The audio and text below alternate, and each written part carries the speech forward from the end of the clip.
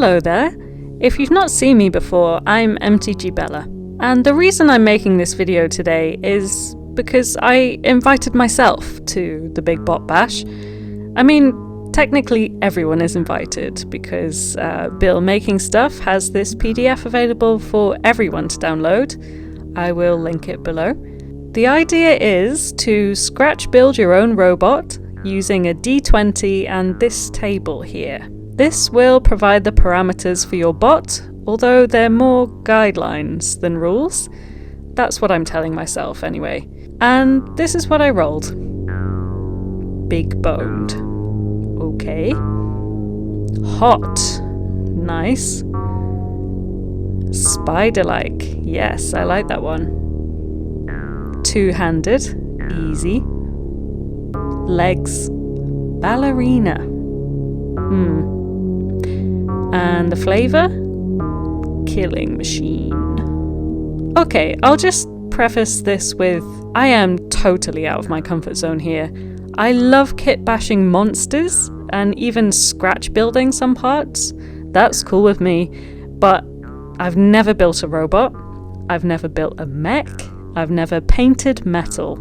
I paint gooey stuff, bloody stuff, or just colourful stuff. So this is quite a challenge, but I want to take part because I desperately want some YouTuber friends. Let me be part of something. Okay, so I've grabbed some bits from my bit straws. For the body, I'm starting with some twisted wire for the legs, some foam clay because it's nice and cheap, lightweight, and these little plastic lungs. Do robots have lungs? Well, not usually, but I'm vibing with a cyborg aesthetic. So hopefully that'll bring me back to my comfort zone just a little bit. So I've got the idea of setting this little guy's head on fire, because his head has to be hot. So I came up with the idea of a robot with a jetpack or something flammable that accidentally got his head set on fire. And I'm using foam clay for the base of the flames. What I don't understand is why some colours of this foam clay just seem to be crazy gooey and stick to everything. It's kinda impossible to sculpt with, but some of the other colours are more like blue tack. Weird. Anyway, I think it can work to my advantage actually. I'm gonna wrap a bunch of wires around to hold stuff together. And these can be exposed, like, wires from inside the robot. If his casing is melting off, I can keep it more organic looking, maybe? The most difficult prompt for me was the ballerina legs. And hear me out. He's doing a plie. Like a ballerina's plie? I think this is a plie. You know what I mean? Like where you bend your legs like this? He's doing a plie. He's a ballerina. So I was struggling to get this guy to stand up on his little Haagen-Dazs lid. So I snipped some cotton buds and used that to stabilize the limbs. And I also had to stick a tactical rock on the base to stop him from falling to the side. But I'm pretty astounded that I was able to get him to stand up at all, so that's a job well done. One thing I'd realised I was overlooking though was the body. Big boned? He didn't have any bones, and his body wasn't very big.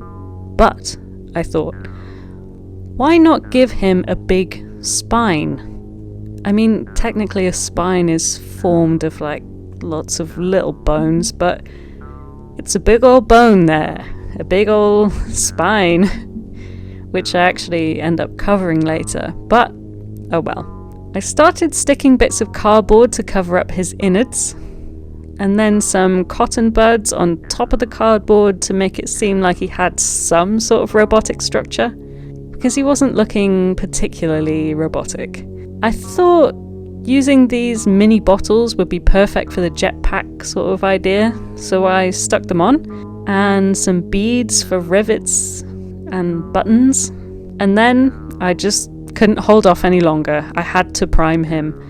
He just looked like a bunch of trash super glued together, sorry mate, But the power of a primer. Finally, I get to do the painting. Unlike most of the sculptors also doing this challenge, it's my favourite bit.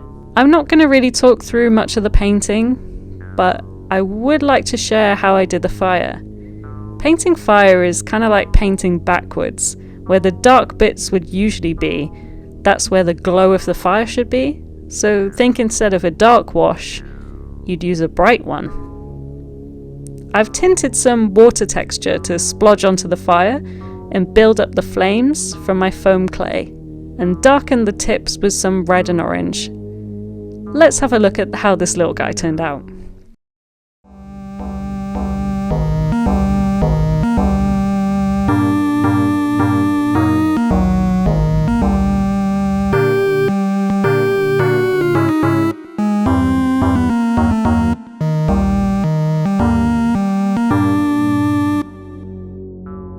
I think he's got a lot of character, and most of that comes from the fact that he's on fire.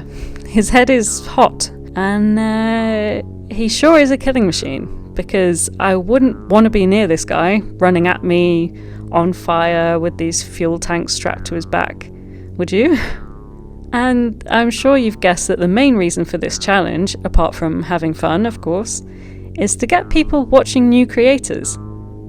I'll link the playlist of BIGBOTBASH in the comments, although I'm not actually in it because I wasn't invited, but that's okay.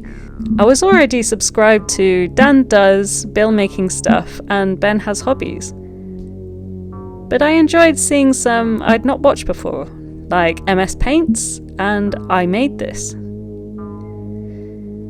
So if you've not seen me make anything before and you enjoyed this video, make sure to subscribe, give me a like, and let me know your thoughts in the comments below. Until next time, I'll leave you with this.